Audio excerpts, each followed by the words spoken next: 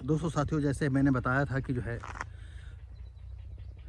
ये कुरमी खेड़े को भी रोड जाता है और आगे एक तालाब पड़ेगा। तालाब से दाईं तरफ मुड़ करके हमारा गांव गंगौली, और आपको जो ये बाग दिखाई पड़ रहे हैं, इन बागों की ओट में हमारा गांव है।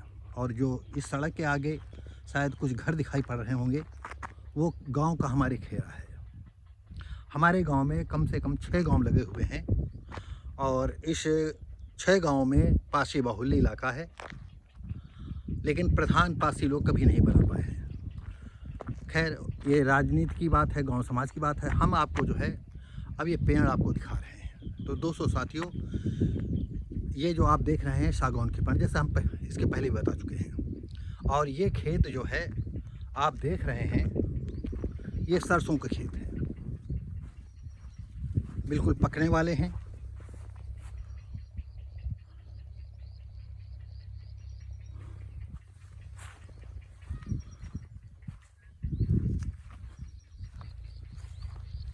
और दोस्तों साथियों, ये मैंने जैसे पहले बताया था, ये छंगा के खेत हैं, छंगा यादव, और वो काफ़ी मिलनसार हैं और बहुत ही सुंदर उन्होंने खेत में मेहनत की है, जिससे ये हरे भरे खेत हैं।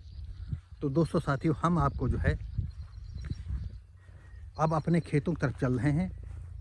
और आपको हमने ये बात नहीं बताई, जो ये आप पक्की ये सड़क देख रहे हैं, ये हमारे खेतों से मुश्किल से जो है 100 मीटर की दूरी पर है। और ये उसका गलियारा है जहाँ की हम डीएम वगैरह से कई बार कह चुके हैं।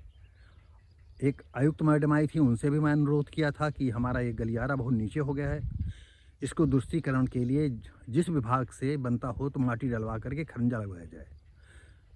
लेकिन प्रशासन इतना सुस्त है, हम इसके विषय में ज़्यादा नहीं बता सकते हैं। तो दोस्तों साथी, आइए हम आपको खेतों की तरफ अपने चलते हैं। और सबसे बड़ी बात यह है कि हम इन हरे भरे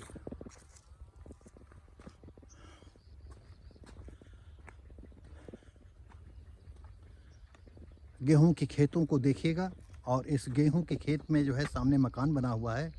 अब लोग कुछ ज़मीनें बेचते हैं, कुछ घर बेचते हैं, या कुछ और ज़मीन बेच करके शहर के किनारे आने लगे हैं, सड़कों के किनारे आने लगे हैं। तो ये भी सड़क के किनारे पक्की रोड है सामने, और इन्होंने जो है लाखों रुपए बना करके खर्च करके ये मकान बना हुआ है। तो दोस्तों साथियों, आप देख सकते हैं कि ये खेत कितने सुंदर हैं, कितनी मेहनत किसान करते हैं। और हमारी दाहिनी तरफ जो है ये आप देखेंगे सरसों के बिल्कुल पकने वाले खेत हैं, और बहुत ही शीघ्र इन खेतों को जो है साफ़ कर दिया जाएगा, अर्थात सरसों के पेड़ों को निकाल लिया जाएगा और फिर इसकी कटाई मड़ाई होगी और सरसों निकाल लिया जाएगा।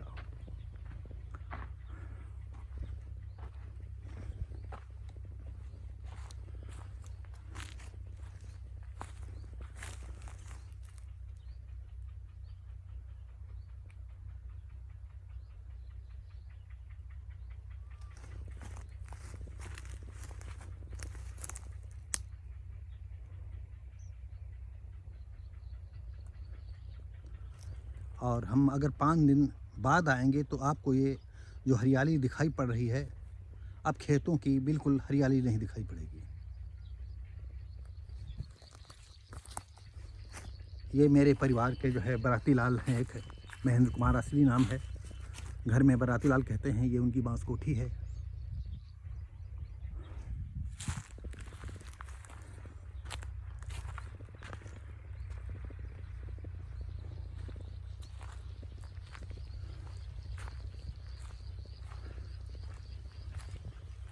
और दोस्तों साथियों, ये देखिए हम पेड़ों के करीब आ गए हैं।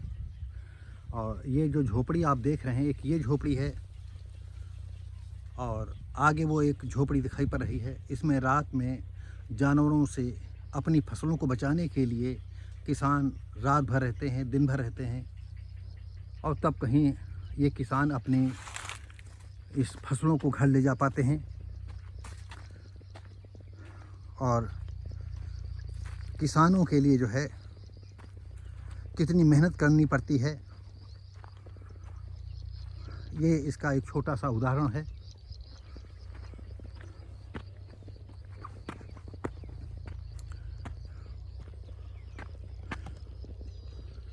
दोस्तों साथियों, ये तालाब हमने बनवाया था, लेकिन अब क्या है आपको बताएं, इस तालाब में पानी नहीं रुका और एक तालाब में मछलियाँ पड़ी हुई थी, लेकिन उस तालाब में मछली पकड़ी जा चुकी हैं। और इधर जो है हमारे एक व्यवहारी हैं, उनके ये खेत हैं, इनमें आलू बोई गई थी, आलू खुद गई हैं।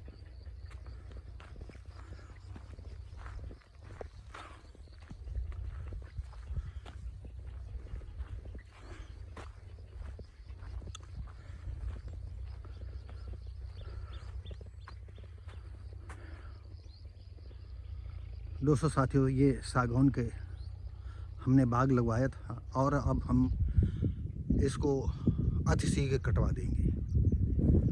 कटवाने का रीज़न मैं आपको बताऊं कि ये जो सागौन के पेड़ हैं हमने शिव शक्ति कंपनी से लगाया था, और जो एजेंट आए थे उन्होंने कहा था कि सागौन के पेड़ वन विभाग से मुक्त हैं। एक पेड़ 119 रुपये के करीब पड़ा था, लेकिन बाद में जब पता करते करते ये नौबत आई कि वन विभाग के अंडर में है, हमने चीफ मिनिस्टर को भी लिखा, अपने प्रदेश के मुख्यमंत्री आदित्यनाथ योगी को भी लिखा। उनके कार्यालय से वन विभाग को हमारी प्रार्थना पत्र भेज दिया गया और वहाँ से आया कि नहीं, वन विभाग के अंडर में है, इनको आपको जो है जब कटवाएंगे, बड़े पेड़ हो जाएंगे तो अनुमति वगैरह आप नहीं कटवा सकते हैं। अभी छोटे पेड़ हैं, इस वजह से हम इन पेड़ों को कटवा देंगे। हमारा अब चाहे जितना नुकसान हो, 5 साल तो ये हमारा नुकसान हो गया।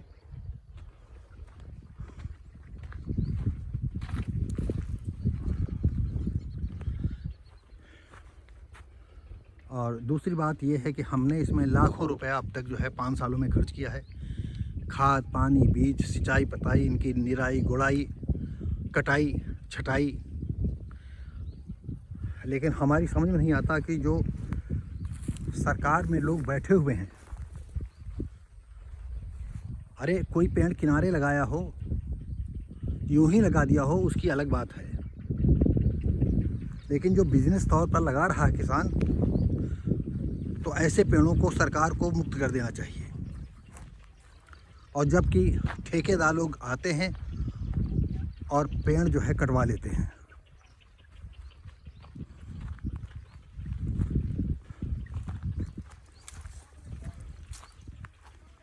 तो दोस्तों साथियों, इस तालाब में मछलियाँ पड़ी थीं, सूख गया है। अगर हमें जैसा महसूस होगा उस हिसाब से हम अब मछली डलवाएंगे, नहीं तो इसको बराबर करवा देंगे। 2.5-3 लाख रुपए 2 तालाबों को खुदवाने में लगा था और 1-1.5 लाख रुपए खेतों को बराबर करवाने में लगेगा।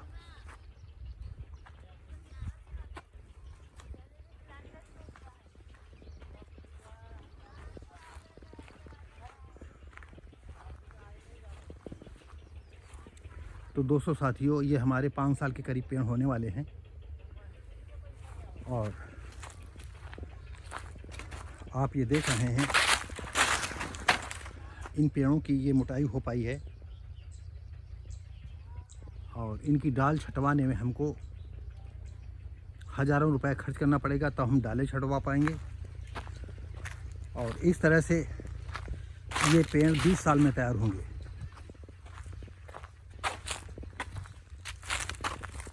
और उससे हमें क्या मिल पाएगा ये आप सभी जानते हैं। दोस्तों साथियों, यहीं पर जो है एक मदार का पेड़ नज़र आया, हम आपको दिखा रहे हैं। ये देखिए,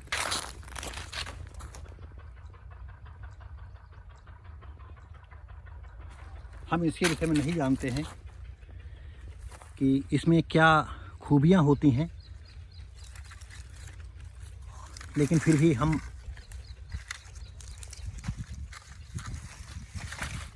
एक डाल ले ली है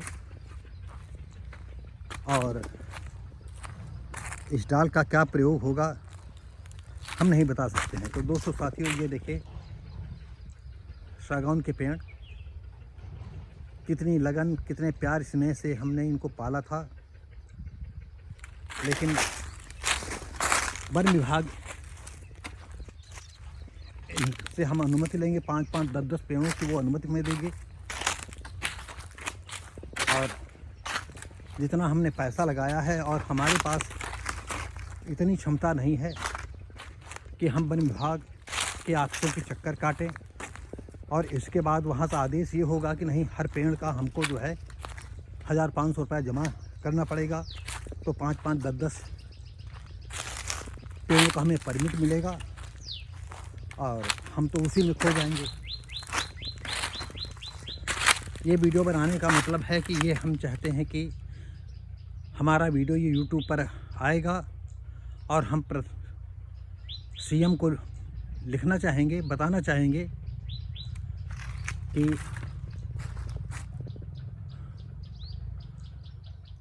ये पेड़ जो है थोड़े दिनों के बाद हम इन्हें कटवा करके इकट्ठा करवा देंगे, भले आग लगाना पड़े, लेकिन हम वन विभाग के चक्कर काटने की क्षमता नहीं। और क्यों नहीं, आपको बताएं, आज से 5 साल पहले हमने 5 शीशम के पेड़ थे हम, और आपको बता दें, ये जो सामने पेड़ वगैरह देख रहे हैं ये हमारे बाग हैं। 5 पेड़ थे, उनमें पता नहीं कौन सा कीड़ा लग गया था, तो मैंने सोचा कि हम इन पेड़ों की परमिट बनवा करके इन पेड़ों को कटवा लें, तो शायद कोई दरवाज़ा पल्ला के लिए लकड़ी निकल आए। और आपको बता दें अपने दोस्तों, साथियों और देखने वालों को, और यदि कोई प्रशासनिक अधिकारी देखा है वो भी समझे इस बात को, 5 साल में हमारे 2 फ़ोन नंबर थे और अभी तक वन विभाग से हमारे पास किसी तरह की भी सूचना नहीं आई। मतलब वन विभाग क्या ये चाहता है कि हम रोज़ वन विभाग की गुड़ती करते रहें? तो दोस्तों साथियों, आप ये देखिएगा कि वन विभाग, हम एक मौका सरकार को और वन विभाग को देना चाहते हैं। अगर हमें इस तरह का कोई आश्वासन नहीं मिलेगा तो हम इन पेड़ों को ख़त्म करा देंगे।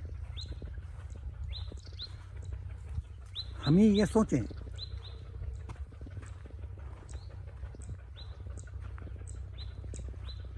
तो दोस्तों साथियों,